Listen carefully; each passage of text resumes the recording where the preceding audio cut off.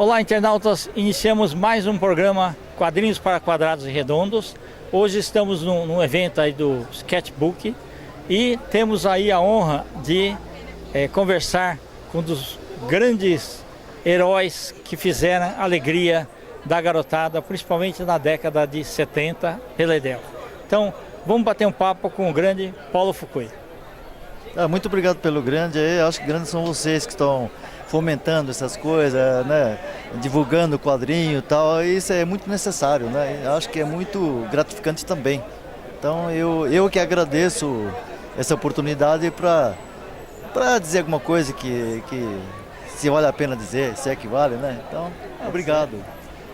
Ô Paulo, conta um pouquinho da sua trajetória, quando que você começou a ter o gosto pelos quadrinhos, até acontecer de você trabalhar como profissional.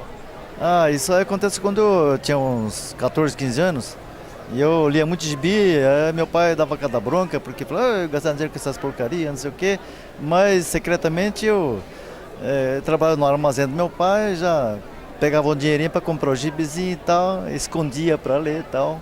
E assim, eu gostava tanto de quadrinhos que um dia pensei, puxa, que coisa legal, né? Eu vou tentar reproduzir. Peguei um papel lá que a gente embrulhava pão, esse papel ruim, né? Passei o lápis, tá? Passei tinta depois, copiei cena do gibi. O primeiro que eu copiei foi do Tarzan. Aí achei que ficou legal, tá? E aí me interessei. E na época tinha vários anúncios de cursos por correspondência, então eu fiz uns 2 ou 3 e parece que deu algum resultado, né? Então depois foi só querer embarcar para São Paulo para tentar alguma coisa nessa carreira aí, né? Só que não foi tão fácil como pareceu, né? Ou parecia, né? Sim. É isso aí. De que cidade que você veio? Eu vim de Oswaldo Cruz.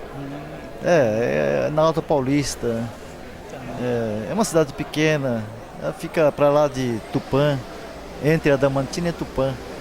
Então é uma cidade que, na verdade, não oferecia nenhum futuro para ninguém, né? Então, eu, como estava meio fanatizado por gibi, etc, então resolvi vir morar na casa da minha tia, não tinha onde ficar, etc, também nem poderia.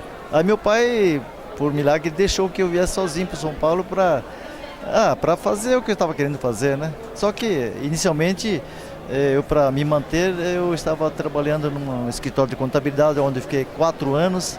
Enquanto isso, eu fiz a Pan-Americana, a Escola Pan-Americana de Arte, que começou lá na Rua Augusta.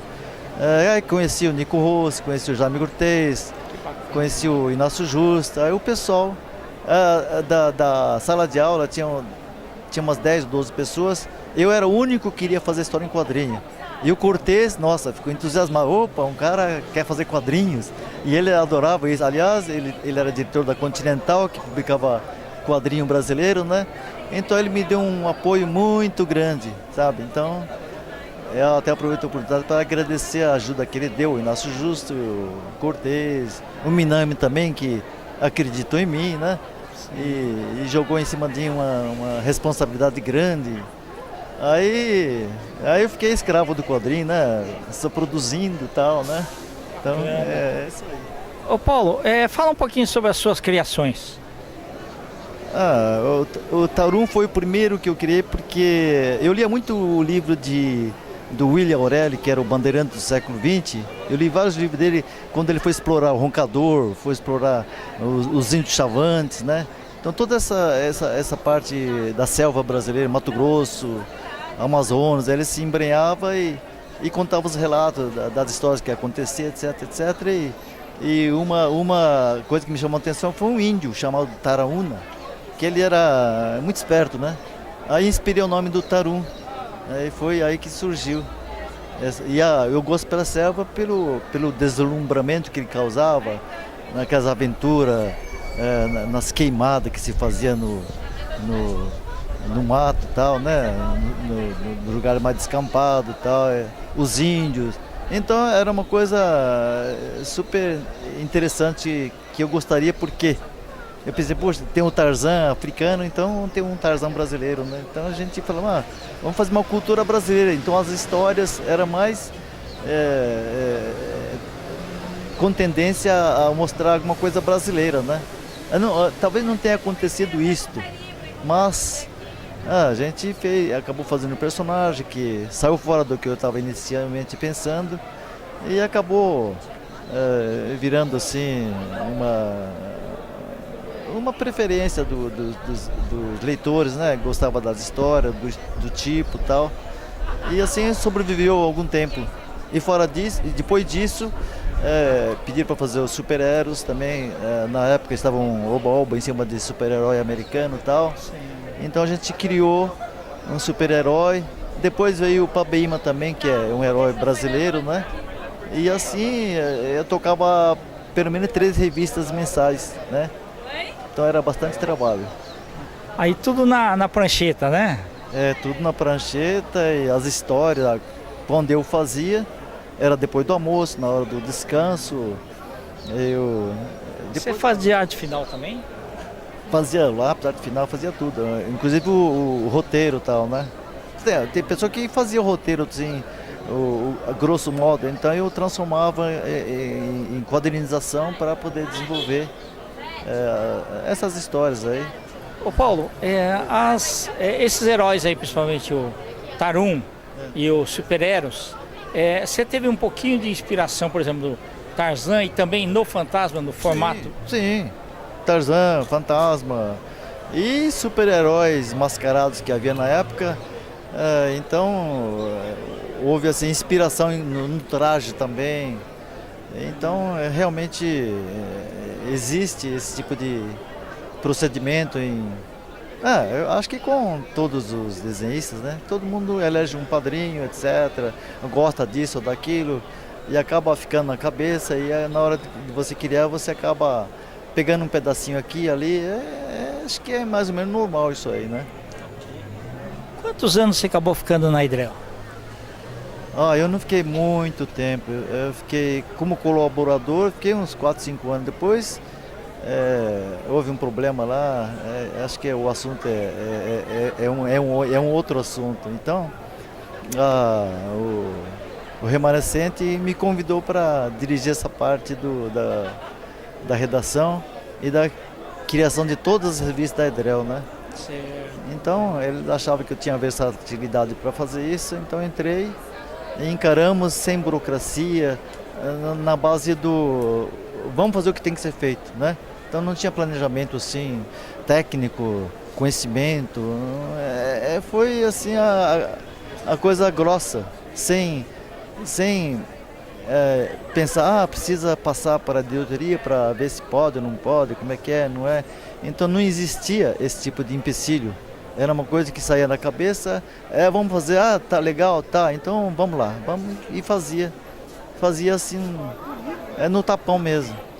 Talvez isso tenha sido uma coisa que deu autenticidade, porque não estava sob pressão de nenhum tipo de argumento que conduzisse para lá ou para cá, né? Então a gente fazia, o editor falava, tudo bem e tal, e aceitava e fazia a coisa funcionar.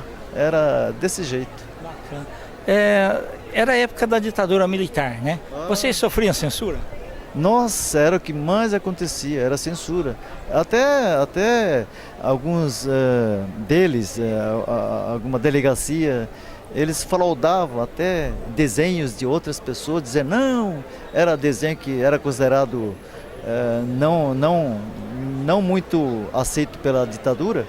Então eles vinham lá, vamos dizer, entre aspas, iam achacar a gente, não, foi fulano daqui, é estilo dele, não sei o quê, e vamos lá, não, cadê o cara, vamos pegar, não sei o quê. Então, aí sugeria que soltasse alguma propina, alguma coisa, e acontecia isso realmente.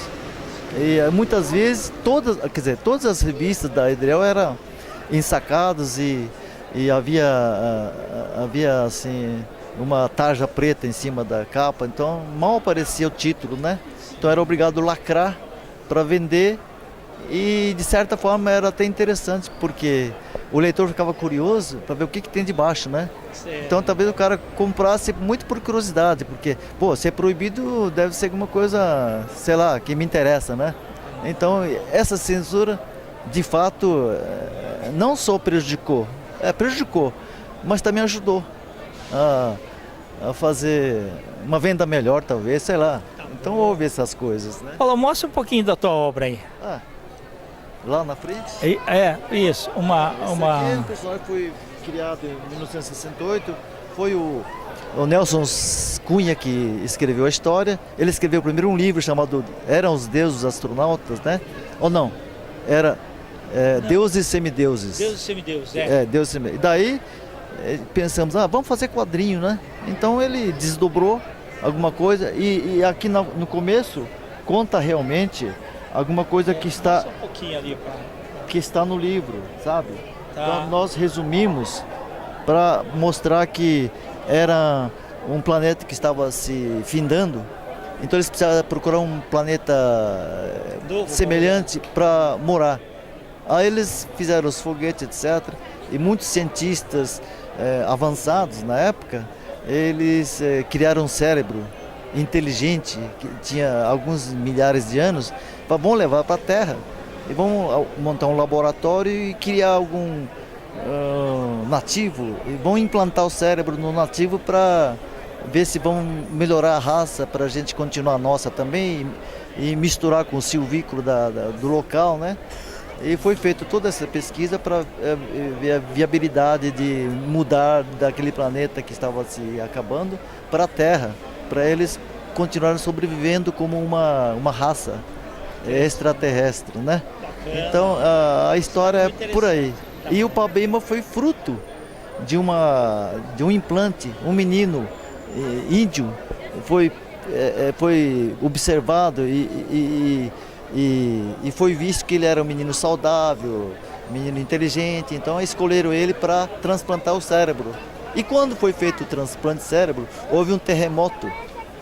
Aí o terremoto acabou com tudo e o menino ficou dentro de uma caverna com aquela radiação em cima durante alguns séculos. Bom, isso não sei, na prática não sei se é viável isso, mas na história em quadrinho acho que vale tudo, né? Sem dúvida. Como é fantasia. Aí ele foi ionizar com esse raio, então ele adquiriu um poder mais do que o esperado. Por isso ele foi considerado imortal. Os índios, depois que aconteceu essas catástrofes, eles viram que havia numa caverna um menino que estava dormindo, coisa assim, né? Aí quando ele saiu, ele foi endeusado, etc. Ele andou pelos cantos aqui do Brasil, visitando a aldeia de índio e tal, e falou, a gente conhece a tribo, meu avô falava que existia uma pessoa, o imortal da caverna, que um dia ia aparecer para ajudar os índios, ia ser o líder, etc, etc. E assim ele foi em andanças por aí, apaziguando guerras. Ele virou um mito, um ídolo, e era considerado imortal. Aí perguntaram para ele, é verdade que o senhor é imortal? Ele deu risada e falou assim, meu amigo, todos somos imortais, a alma é imortal. Isso. Aí encerrou a primeira fase dessa forma. Mensagem muito bonita, né, Paulo? Muito bonita. E o Cunha, na hora que a gente está com a pessoa, no dia a dia, cuidando de fazer as coisas, às vezes você não se atina que você está lidando com um cara genial, né? Depois que a pessoa se vai, aí você percebe, puxa, eu estava ao lado de um gênio e não sabia. Agora a gente vê que ele tinha as ideias muito avançadas, ideias assim, misturado com as crenças que ele tinha de candomblé, de coisas africanas, coisa da avó que veio da África, tá? Então tinha toda essa miscigenação de cultura e dos índios também, que ele foi agrimensor, ele andou pelos Mato Grosso da vida e ele tem muito conhecimento de coisa de caboclo, de índio e de coisa de feitiçaria e tal. Então ele juntou tudo isso, criou um personagem místico, né? Um homem de bem, uma pessoa que só queria que todo mundo pudesse viver em paz, e era um cara que dava exemplo de tudo isso de bom que o ser humano pode ter, né? Essa é uma mensagem. Tá bom. Paulo, você quer deixar teus contatos? Telefone, E-mail, e-mail é paulo.fukui@hotmail.com. Qualquer coisa. O telefone, sei lá se... Não precisa deixar, não. Não. Depois eu passo particular. Tá bom. Paulo, muito obrigado pela tua entrevista, tá? Realmente uma raridade aqui para o nosso programa.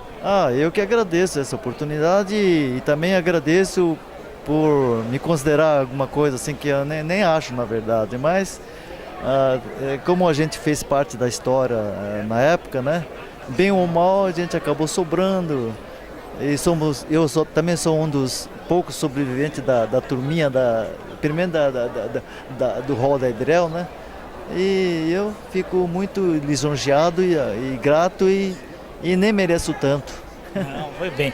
Pessoal, então, com os agradecimentos ao grande Paulo Fukui, nós finalizamos mais um programa Quadrinhos para Quadrados Redondos. Um grande abraço e até a próxima. Acabou. Meu amigo, obrigado, viu? Obrigado.